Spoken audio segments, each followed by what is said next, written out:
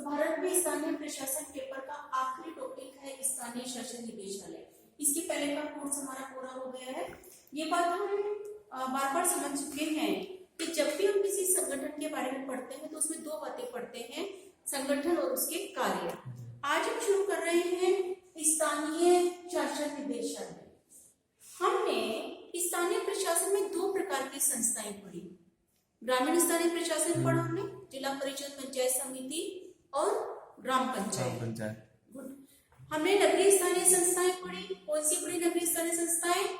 जैसे नगर निगम, हाँ नगर निगम, नगर परिषद, नगर पालिका, नगर परिषद। ये हमने कल पढ़ा था कि जो ग्रामीण स्थानीय संस्थाएं हैं उन पर नियंत्रण करने के लिए ग्रामीण विकास और पंचायती राज विभाग है। आज हम पढ़ रहे हैं कि नगरीय स्थानीय संस्थाओं के लिए भी एक राज्य स्तर पर प्रशासनिक संरचना बनाई गई है, वो है स्थानीय शासन निदेशालय। स्थानीय संस्थाओं पर नियंत्रण करने के लिए, पर्यवेक्षण करने के लिए, उनके लिए नीतियां बनाने के लिए, नीतियों के क्रियान्वयन का मूल्यांकन करने के लिए राज्यों में एक विभाग बनाया गया है जो सचिवालय में होता है और उस विभाग का नाम होता है स्वायत्त शासन विभाग।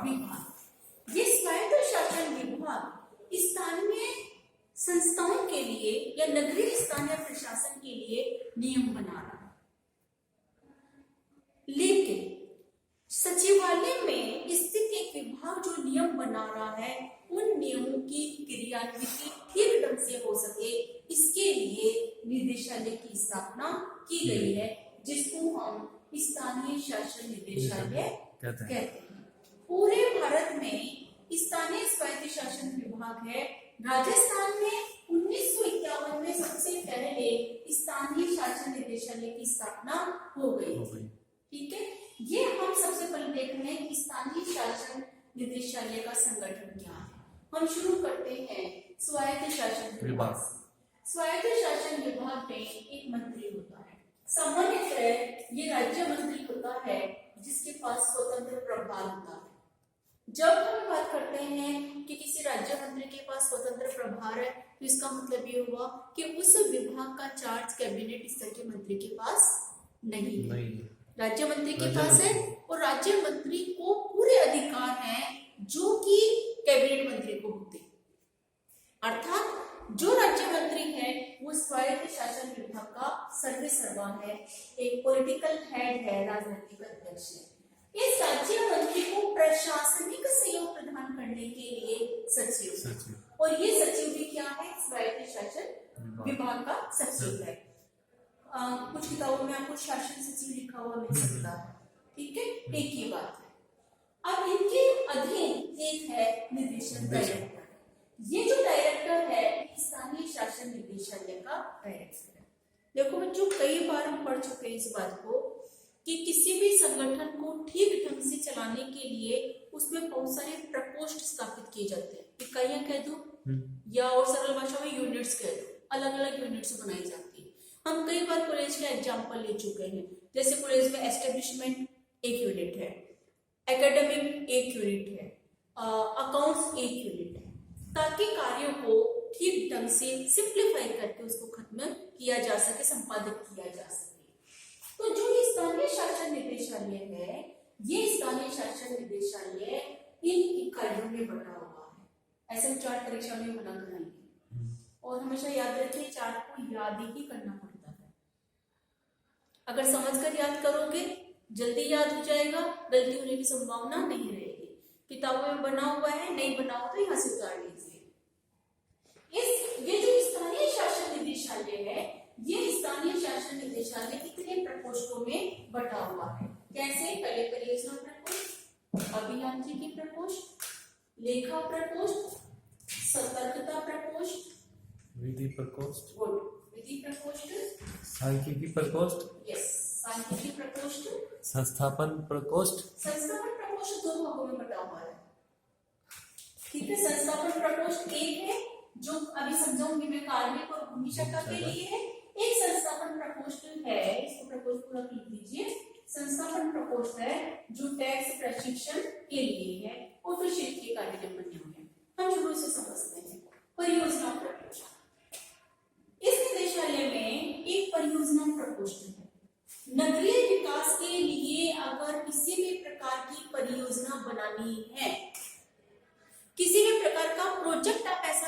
पाते हैं जो किसी नगर पालिका क्षेत्र में या नगर निगम क्षेत्र में बनाया जाना है, तो वह उस परियोजना से संबंधित जो भी कार्य करने होंगे वो ये इकाई करेगी। इसका मतलब ये परियोजना लायक अब सबसे पहले क्या होता है कि किसी भी परियोजना का एक लेआउट तैयार किया जाता है, उसके उद्देश्य निर्धारित, इसमें ये काम किया जाएगा, इसमें इतना पैसा लगेगा, इतनी अवधि में कार्य पूरा हो जाएगा। फाइल कहाँ जाएगी? परियोजना प्रकोष्ठ। और परियोजना प्रकोष्ठ तय करेगा कि इस परियोजना की क्रियान्वित की जानी है या नहीं की जानी। मतलब उसमें खामियां निकालेगा, मतलब खामियां भी निकाल सकता है, और अगर खामियां ना हो तो सहमति भी दे सकता है। ठीक है। इस परियोजना प्रकोष्ठ को संभालने वाले कौन लोग हैं? एक डेप्यूटी डायरेक्टर, उपनिदेशक के अंडर में काम करते हैं परियोजना अधिकारी। यहाँ जगह देखिए बच्चों, इसलिए मैंने नहीं लिखा। परियोजना अधिकारी कई होते हैं, जो एक नहीं होता, कई परियोजना अधिकारी होते हैं। तो फाइल है इसके पास उपनिदेशक फिर परियोजना अधिकारियों से विचार विमर्श करेगा, फाइल पर इनकी टिप्पणी लेगा, क्योंकि परियोजना अधिकारी विशेषज्ञ, वो जानते हैं कि इस परियोजना की हमें जरूरत है या नहीं है, वो इस परियोजना को हमको लागू करना इस अवधि में संभव होगा या नहीं होगा, इस वजह पे परियोजना लागू हो सकती है या नहीं हो सकती, जितने भी इसके एस्पेक्ट हैं उसमें विचार विमर्श करते हैं। और फिर उसके बाद परियोजना अधिकारी से फाइल उपनिदेशक के पास जाती है, आवश्यकता होती है तो वो उपनिदेशक की फाइल को कहाँ भेजेगा? डायरेक्टर को। और इस प्रकार ये परियोजना प्रकोष्ठ है। ठीक है। अभियांत्रिकी प्रकोष्ठ निर्माण से संबंधित कार्य देखता है। किसी नगर निगम क्षेत्र में या नगर पालिका क्षेत्र में किसी भी प्रकार का निर्माण करवाना है, जैसे मान लीजिए कच्ची बस्तियां हैं, कच्ची बस्तियों को हटाना है या बस्तियों को कहीं और शिफ्ट करना है, ठीक है, सड़क चौड़ी करनी है मान लीजिए, तो हो सकता है बस्तियों को शिफ्ट करना पड़े, या पुल बन रहे हैं आजकल आप देख रहे हो सड़कों पर, ठीक है, फ्लाईओवर बनाना है, तो फ्लाईओवर बनाना है, तो फ्लाईओवर में बनाने के लिए अगर मान लीजिए पहले से किसी के मकान या दुकान या शोरूम बने हुए हैं, तो ऐसा तो नहीं कि फ्लाईओवर के चक्कर में उनको कुछ नुकसान हो रहा है। इन सारे छोटे छोटे बिंदुओं पर चर्चा की जाती है, इसके द्वारा अभियांत्रिकी प्रकोष्ठ के द्वारा।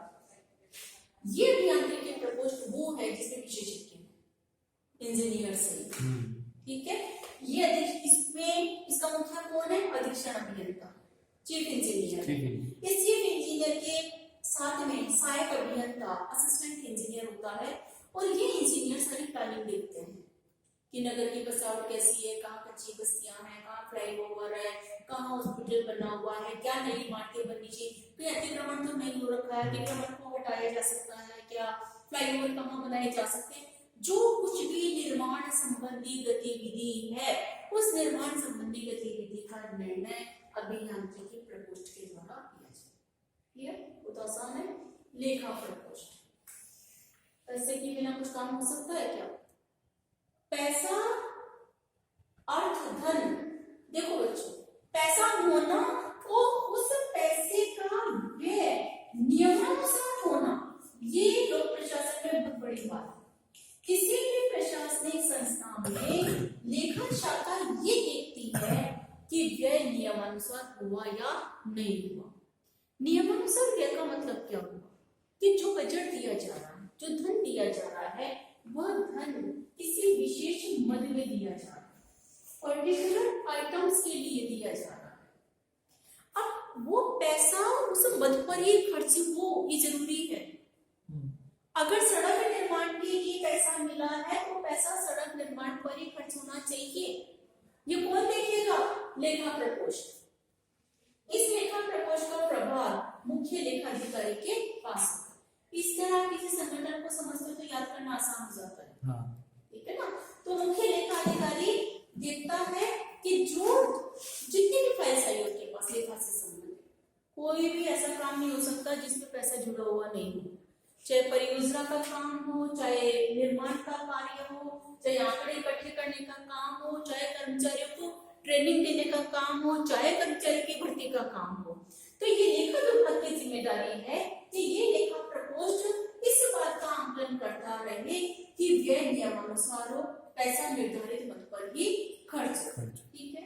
सतर्कता प्रकोष्ठ, ये जो सतर्कता प्रकोष्ठ है, ये सतर्कता प्रकोष्ठ सहायक निदेशक इसका मुख्य होता है। सतर्कता प्रकोष्ठ को चलाने के लिए एक असिस्टेंट डायरेक्टर नियुक्त किया जाता है।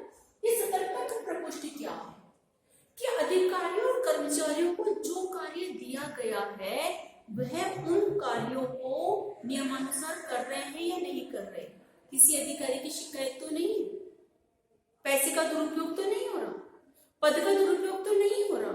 अगर पद का दुरुपयोग हो रहा है या अगर पैसे का दुरुपयोग हो रहा है तो सतर्कता प्रकोष्ठ उसकी कार्यवाही करता है, इंक्वायरी करता है, पहले तो जांच करता है, और अगर अधिकारी कोई संबंधित गलत पाया जाता है तो उस फाइल को फिर आगे भेजता है ताकि उसके विरुद्ध कार्यवाही हो सके। सहायक निदेशक किसी के विरुद्ध कार्यवाही नहीं कर सकता, अनुशंसा कर सकता है, फिर डायरेक्टर को भेजा जाएगा।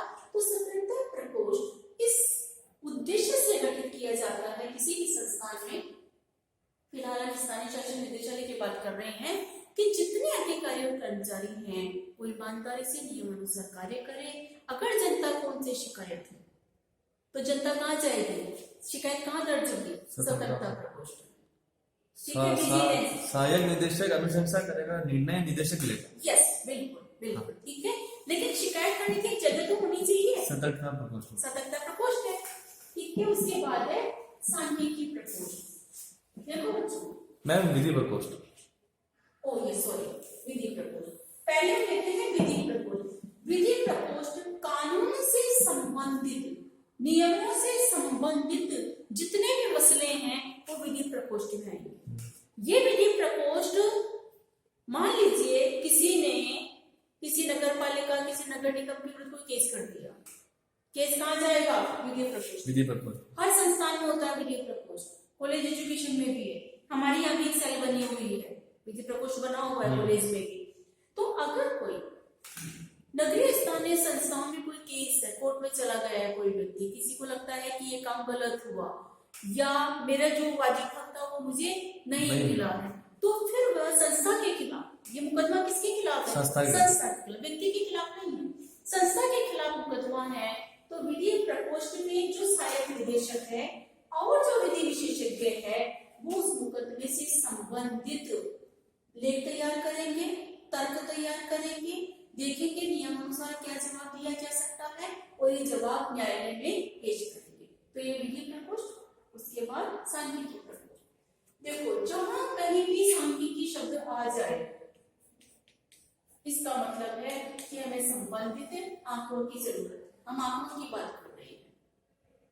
आप नए स्कूल खोलना चाहते हैं, लेकिन उसके पहले आपको पता होना चाहिए कितने स्कूल हैं, कितने पढ़ने वाले बच्चे हैं और कितने स्कूल और चाहिए, 1 किलोमीटर की दूरी पर कितने स्कूल है। तो जो आपने आंकड़े इकट्ठे किए कि इतने बच्चे स्कूल जा रहे हैं, इतने बच्चों को और स्कूल जाने की जरूरत है, इतने स्कूल हैं, 1 किलोमीटर पर इतने स्कूल है, 3 किलोमीटर की दूरी पर इतने स्कूल है, जो भी संख्या बता रहे हैं ये संख्याएं जा रही है सांख्यिकी प्रकोष्ठ में। एक नगर में कितनी कच्ची बस्तियां हैं, उन कच्ची बस्तियों में कितने लोग रह रहे हैं, कहाँ, ये संख्या कहाँ जा रही है, सांख्यिकी प्रकोष्ठ में। देखो बच्चों, आपने शुरू में कहा परियोजना प्रकोष्ठ। किसी भी परियोजना पे निर्णय लेने से पहले आपके पास आंकड़े होने चाहिए। स्वच्छता मिशन चल रहा है तो आपको पता होना चाहिए कि एक नगर में, एक नगर पालिका जैसे मान लीजिए, उसमें कितने लोग हैं, जनसंख्या, कितने घर परिवार कितने रह रहे हैं, शौचालय कितने हैं और कितने शौचालय बनाए जाने की आवश्यकता है, सार्वजनिक शौचालय, सार्वजनिक स्नानागार कितने हैं। ठीक है, तो ये आंकड़े चाहिए। अभी सर्दी का मौसम है तो आप लोगों ने आते जाते देखा होगा कई जगह रैन बसेरा बना हुआ होता है। ठीक है, रैन बसेरा डिपार्टमेंट का काम है, डिपार्टमेंट कर रहा है, लेकिन आंकड़े तो चाहिए कि कितने लोग ऐसे हैं जो आवास रहित हैं, जिनके पास रहने के लिए मकान नहीं है, सोने की जगह नहीं है, शीतलहर है, सर्दी है, सड़कों पर फुटपाथ पर इतने लोग सो रहे हैं, तो कितने रैन बसेरों की जरूरत है। पिछले साल कितने रैन बसेरे थे। ये जो आंकड़े हैं, ये आंकड़े कलेक्ट करने का काम किसका है, सांख्यिकी प्रकोष्ठ का। ठीक है, सहायक निदेशक इस सांख्यिकी प्रकोष्ठ को देखता है। अब देखो, जब कभी भी किसी भी डिपार्टमेंट में संस्थापन लिखा हुआ हो ना, संस्थापन की जगह स्थापना भी लिखा हुआ होता है। तो जब संस्थापन में स्थापना की बात आती है तो यूं कुछ सरल शब्दों में यूं मान लो क्या फाइलिंग का काम होता है। सारी फाइल्स स्थापना में मिलेगी।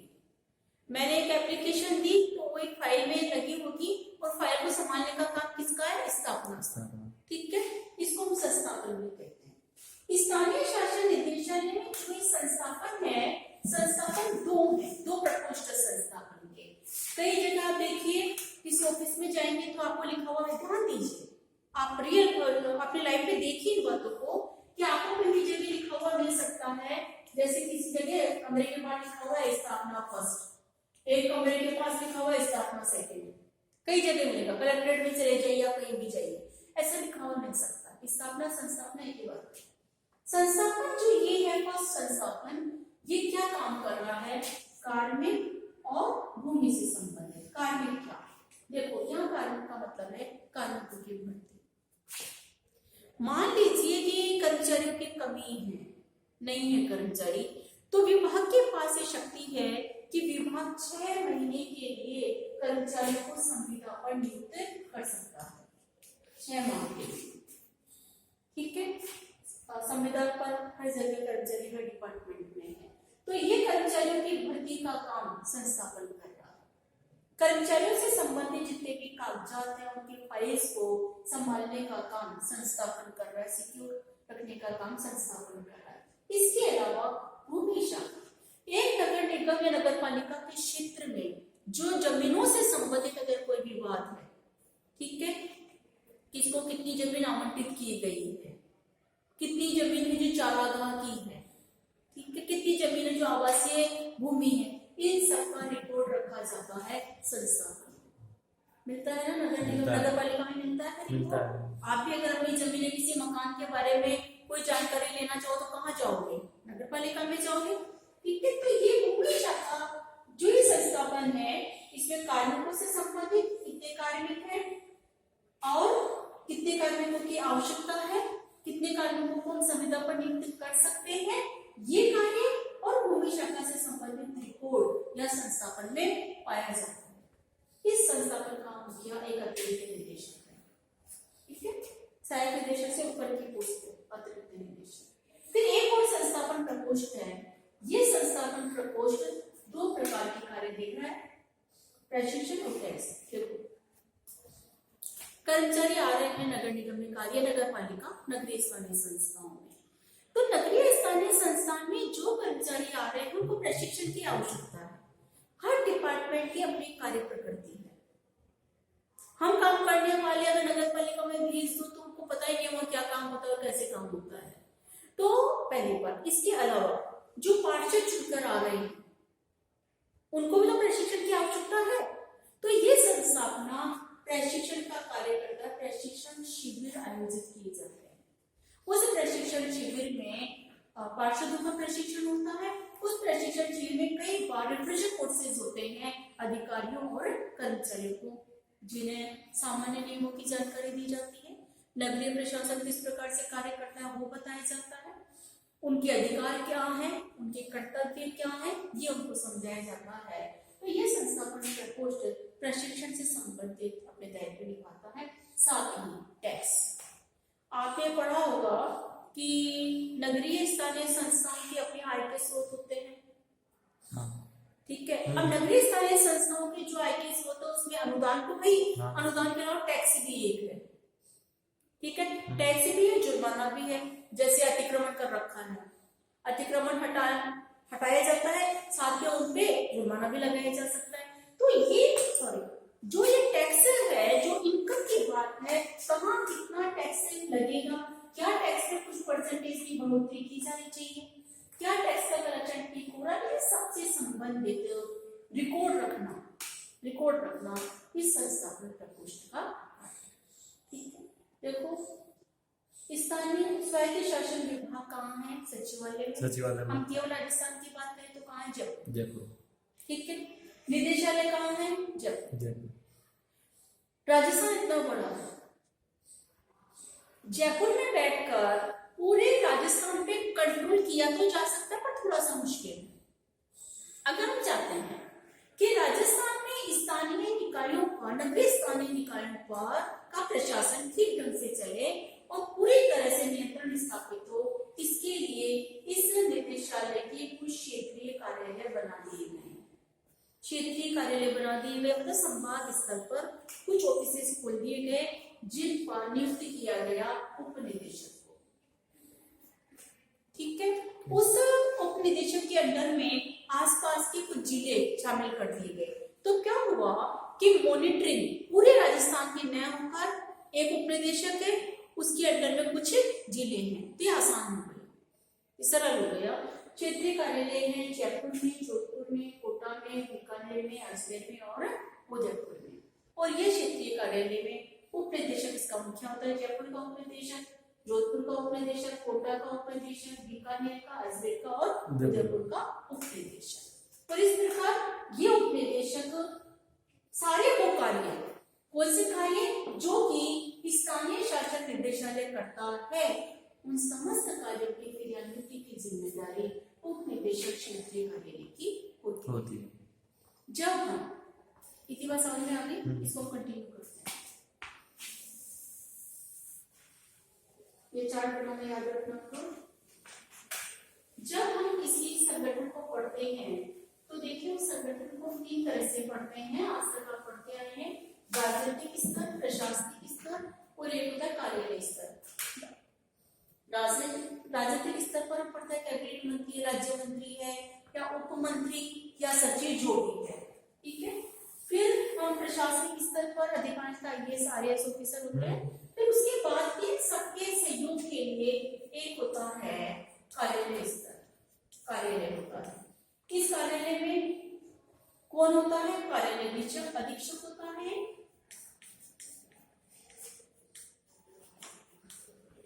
सबके अपने कार्यालय हैं। कार्यालय अधीक्षक है, सहायक अधीक्षक है,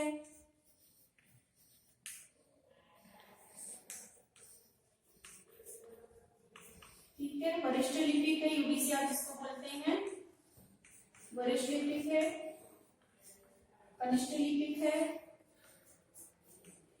चतुर्थ श्रेणी, यस वेरी गुड, चतुर्थ श्रेणी कर्मचारी है। और आगे आप जोड़ सकते हैं सफाई कर्मचारी वगैरह, जैसे भी जरूरत होती है, बागवान है, सफाई कर्मचारी, सहायक कर्मचारी है, वो सब हो गए। ये एक कार्यालय स्तर का संगठन होता है। और ये कार्यालय स्तर का काम क्या है? प्रशासनिक स्तर को सहयोग। ये हर कार्यालय में होता है, सब अपने भी है, हर कार्यालय में होगा। और ये कार्यालय स्तर प्रशासनिक स्तर को सहयोग कर रहा है। अब प्रशासनिक स्तर का काम क्या है? राजनीतिक स्तर को मंत्रणा देना, परामर्श देना। क्यों देना? ताकि राजनीतिक स्तर पर नए नियम बनाए जा सके, नई नीतियां बनाई जा सके। तो राजनीतिक स्तर का काम है नियम बनाना, नीतियां निर्धारित करना। प्रशासनिक स्तर का काम है उन नीतियों के लिए परामर्श देना। पहली बात, क्यों?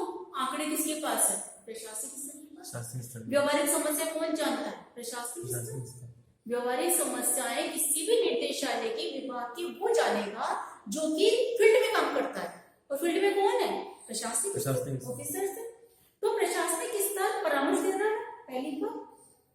दूसरी बात, प्रशासनिक स्तर उन नीतियों को क्रियान्वित कर रहा है, लागू भी कर रहा है। तो लागू करने का काम और परामर्श देने का कार्य प्रशासनिक स्तर का, और प्रशासनिक स्तर के सहयोग के लिए कार्यालय स्तर। तो इस प्रकार स्थानीय शासन निदेशालय का संगठन पूरा हुआ। इस संगठन के बाद